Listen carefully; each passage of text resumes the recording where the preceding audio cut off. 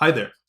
My name is Terence Cudney, and I'm running as an independent to serve the 1st Essex and Middlesex District in the Massachusetts State Senate. As a former serial entrepreneur and a political outsider, what I offer as a candidate would be a paradigm shift for the state of Massachusetts. The perspective of my platform comes from the diverse set of experiences I've managed to squeeze into my 33 years of life. I've lived in over 7 cities on 3 continents, including about half a year in Cameroon, West Africa, and 9 months splitting my time working between London and Amsterdam. I've worked in tech support, interned on Capitol Hill in DC, and led software development teams to build products that helped 3 startups succeed where the vast majority fail.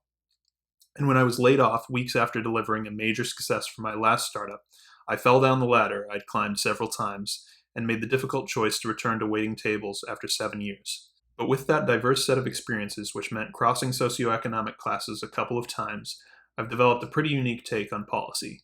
So I thought the 5 pillars of my campaign warranted a little deeper dive into what they would mean for you and for the Bay State. So here goes. First, I believe it's time to acknowledge how justice and affordability of essentials like housing, healthcare, and education are inextricably linked.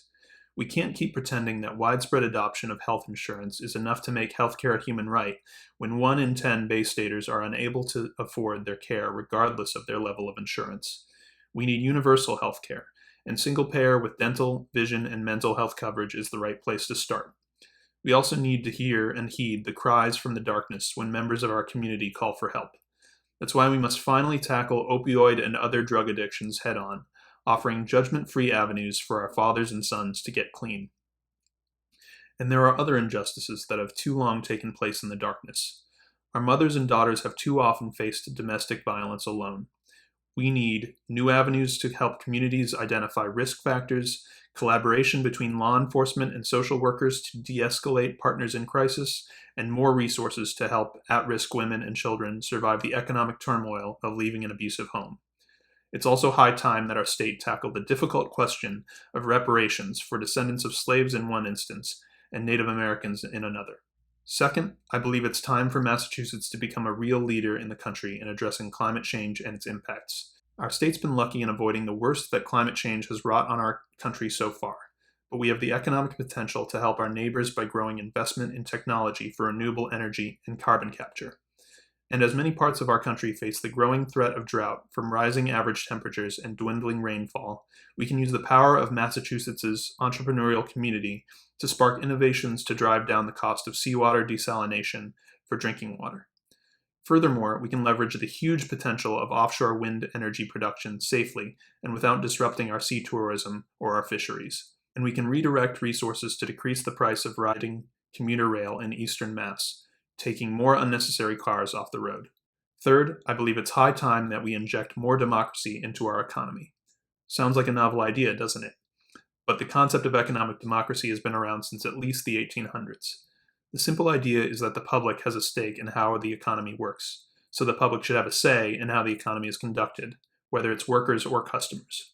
We need to shift some of the decision-making on our economy from board members and shareholders and to the rest of that economic ecosystem. We already involve customers in establishing safety regulations around goods through government. What if workers who handle their products directly had a voice in those decisions too? And with Massachusetts' robust history of labor reform, we can lead the next stage of that reform with economic democracy by tax incentives for expansion of worker representation on corporate boards, reorganization into worker cooperatives, unionization, and greater employee stock ownership. And this applies to common goods too.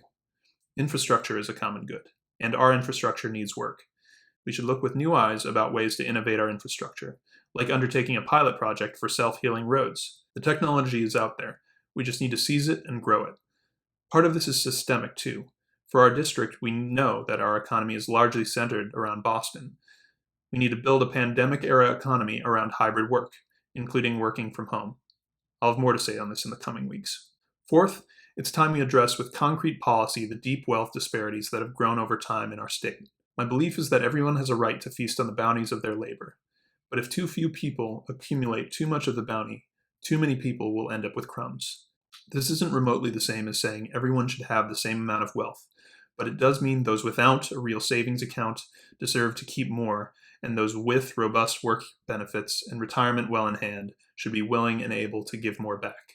We can make a small but meaningful difference in the lives of hundreds of thousands of Bay Staters by switching from a flat tax to a graduated tax for individuals, families, and corporations at the state level, where the less wealthy ultimately pay less taxes and the more wealthy pay a little bit more each year. Combining this with adding more democracy to our state economy will make a huge difference in the lives of working families. And finally, as isolated as we have been from it in Massachusetts, our democracy is under a growing and pernicious threat. What happened in our nation's capital on January 6th was a symptom of a growing belief among a frighteningly large segment of the right wing in our country that democracy should only be supported if it keeps them in power. My feelings about Donald Trump are a matter of public record, but I will never begrudge people for their voting choice, including the 1.1 million voters of our state who chose Donald Trump in 2020. People make voting choices for a complex set of reasons, and who you choose to vote for doesn't determine your moral character. Don't let anyone tell you differently. But I have to believe that fomenting a riot at the U.S. Capitol in an attempt to overturn an election is a step too far for most Trump supporters who live in Massachusetts. I'm running to combat this anti-democratic sentiment, which I believe stems fundamentally from growing disillusionment with government. This goes for the 33% of our country's electorate that chose not to vote at all in 2020 as well. We have to get people to believe in government again, and that won't come from platitudes or half measures. What it will come from is bold action and reform. That's why the most controversial and radical pillar of my campaign stands on the belief that we need to build regional and local bulwarks for representative democracy that'll bolster the values our country is failing to uphold in its institutions and too many of its citizens. There's a recent precedent for this kind of interstate cooperation, namely the Interstate Compact in the Northeast, formed to coordinate the reopening of the economy in the midst of COVID-19, which has helped us flatten the curve and lessen the impact of the Delta variant. In the case of regional Democratic support, this would mean building a network of states centered in the Northeast corridor that would agree on joint principles for democratic elections and conditions under which they would resist and punish undemocratic acts by the federal government. This would be unprecedented in our country's history, and would be a public acknowledgement that the polarization in our country needs to be reflected in how our country is governed, with states taking the lead to oppose the worst effects of that polarization. And perhaps most controversially, it would mean threatening to seek greater autonomy from the federal government if it fails to uphold democratic principles. I've undertaken the beginnings of this work in a small project online called the Decent Federalism Project, but I believe Massachusetts is ready and open to new approaches like this to shore up our democracy, and that sense of openness in the community is a major reason why I'm choosing to run. To this end, I believe we should seek other reforms and institutional changes to bolster our democracy in Massachusetts. We should move to a top 2 ranked choice primary system for electing public officials, allowing third parties to have a real chance at obtaining power, and thus giving underrepresented groups more of a voice in government. Because the real foundation of a democracy lies in lifting up a diversity of ideas and opinions that an informed public can choose from. And I believe it's long past time to increase collaboration between local and state government, starting with more lines of communication between mayors, city councils, and the state legislature. All of this is in service of fostering real policy change in Massachusetts, the Northeast, and the U.S. as a whole, which I believe would reignite faith in our institutions, because the institutions themselves would function better and be more responsive to the needs of its people. So that's a little taste of what my campaign is all about. I'm so excited to share more about my story and what drives me with you, including my time as a serial entrepreneur, my transformative experience as a survivor of abuse and assault, my struggle with pre-existing conditions, my experiences abroad, and so much more. Due to the transformative nature of my platform, I expect there will be many attempts to try to place labels on me. So I'll preempt that very briefly by sharing that I'm a proud leftist, and to be more specific, a left libertarian. What this means in simple terms to me is that I value freedom, security, and equity in equal measure. I look forward to sharing more with you about what this means to me as a matter of policy and practice, and why I think it's a worthy ideology to help push our independently minded district, and Massachusetts as a whole, to greater heights.